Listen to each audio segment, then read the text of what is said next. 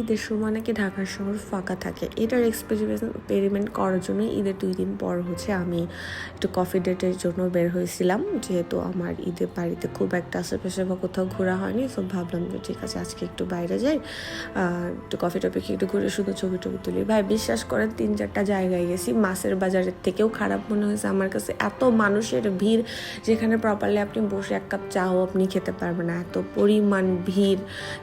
That time I thought যে তাহলে বাড়িতে গ্রামে গেল কারা, আর ঢাকা শহর ফাঁকা কীভাবে হলো।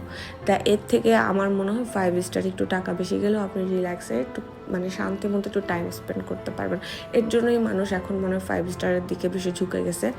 মোটামুটি ব্র্যান্ডেড অ্যান্ড পপুলার রেস্টুরেন্টগুলোর মধ্যে কোনো প্রকার কোনো জায়গায় ফাঁকা নাই। 3-4টা জায়গায় যেয়ে আমি ফিরে এসে পরে লাস্টলি আমি এইটার নাম আমি বলবো, এটা ভার্টে বনানীতে ছিল 11 নম্বর রোডে। যদিও আমার এটা খুঁজে পেতে বহুত সময় লাগছে, চোখের সামনেই ছিল, বাট তারপর আমার রিক্সাওয়ালা কেন জানি খুঁজে পাইতেছিল না। যাই হোক, অনেক ঘোরাঘুরি করার পরে আমি টায়ার্ড হয়ে আমি ওই জায়গায় গেছি এবং আমি ভাবছি এখানে জাস্ট ঢুকে মানুষ থাকুক আর যাই থাকুক আমি ভাই বসবো।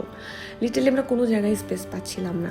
দেন যাওয়ার পরে দেখলাম জায়গাটা ছোট বাট অর্গানাইজড অ্যান্ড মানুষ নাই, জাস্ট একটা কাপল ছিল। আমি ভাবলাম ভাই ছোট হোক আর বড় হোক আমি এখান থেকে নড়বো না, যেহেতু আমি আজকে একটু ঘোরার জন্য বের হয়েছি, 2-3 জায়গা থেকে আমি ব্যাক করে আসছি, তো আমি এখান থেকে সরবো না। এটা মনে করো আমি মোটামুটি আমি আর আমার সাথে যে আপু ছিল আমরা বসে পড়ছে।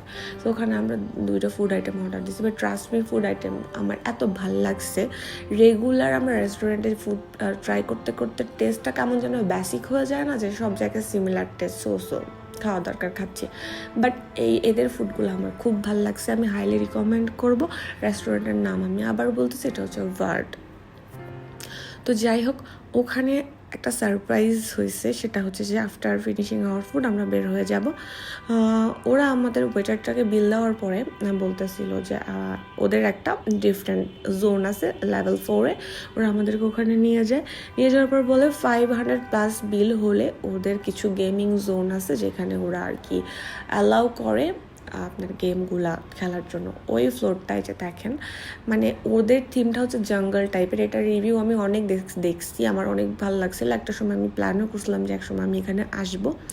সো সব কিছু মিলায় আজকে আমি আসছি। ট্রাস্ট মি, জায়গাটা আমার ভালো লাগছে। ভালো লাগার কারণ হচ্ছে, আর এটা হচ্ছে ওদের একটা হিডেন রুম, যেটা হচ্ছে আপনার এখানে কিছু ভিডিও গেমিং, কিছু গ্রাফিক্স টাইপের, কিছু 5D মুভিজ টাইপের, গেমস টাইপের অ্যাক্টিভিটিস আছে, যেগুলো আপনি পাবেন। যতগুলো মানুষ আপনার ওখানে যাবেন পার পার্সনের 1000 বিল হতে হবে। সো আমরা 2 জন ছিলাম, অ্যান্ড এটার সম্পর্কে আমরা জানতামও না। আমরা অ্যাজ ইউজুয়াল অর্ডার করেছি, আমাদের অলমোস্ট 1500+ বিল আসছিল। যদি 2000 হতো দেন আমরা ওইটার ফ্যাসিলিটিস পাইতাম, যেহেতু 1500 আমরা জানতাম না, যেহেতু পরে জানছি এটার ফ্যাসিলিটি, যার কারণে আমরা ওইটা পাইনি। আদার্স যে অ্যাক্টিভিটিসগুলো সেটা 1 ঘন্টার জন্য আমাদের জন্য সব কিছু অ্যালাউ। তো আমাদের হাতে সময় ছিল না, মোটামুটি বললাম না কয়েক জায়গায় ঘুরছি। বিকাল দুপুরের দিকে বের হয়ে সন্ধ্যা পর্যন্ত শুধু এক রেস্টুরেন্ট থেকে ব্যাক করে আসছি মাছের বাজার দেখে। সো আমার আর এনার্জিও হচ্ছিল না যে এখন এখানে বসে ফান অ্যাক্টিভিটিসগুলো দেখবো।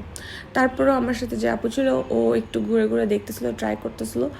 আমার দ্বারা এইসব হয় না ভাই, আমি এত ভালো নিশানা জীবনেও আমি লাগাইতে পারি না, মানে জিরো, মানে -0। তো যাই হোক, আমরা ঘাটাঘাটি একটু ঘুরে টুরে আসলাম। আমরা ওদের বলে আসছি আমরা নেক্সট টাইম এক্সট্রা টাইম নিয়ে আসবো, অ্যান্ড ডেফিনেটলি আমরা ওই হিডেন গেমিং জোনটাতে যাব। তো মোটামুটি সব কিছু ঘোরাঘুরি করে আমরা চলে আসছি তাড়াতাড়ি, অ্যান্ড চা খেয়েছি বাসায় এসে। কারণ বললাম না যে এরকম সাজুগুজু করে রেডি হয়ে হাই হিল পরে দুনিয়াটা ঘুরে 3-4 ফ্লোর উপরে সিঁড়ি দিয়ে উঠে, মানে একটা জায়গা ফাঁকা পাই নাই। আমার পা লিটল ব্যথা করতেছিল, বিরক্ত লাগতেছিল, দেন মানে টায়ার্ড হয়ে গেছিলাম। দেন আমরা ভাবতেছিলাম যে ভাই কী ব্যাপার, তাহলে ঢাকা শহর ফাঁকা হইলে রেস্টুরেন্টগুলো এরকম কেন, হোয়াই?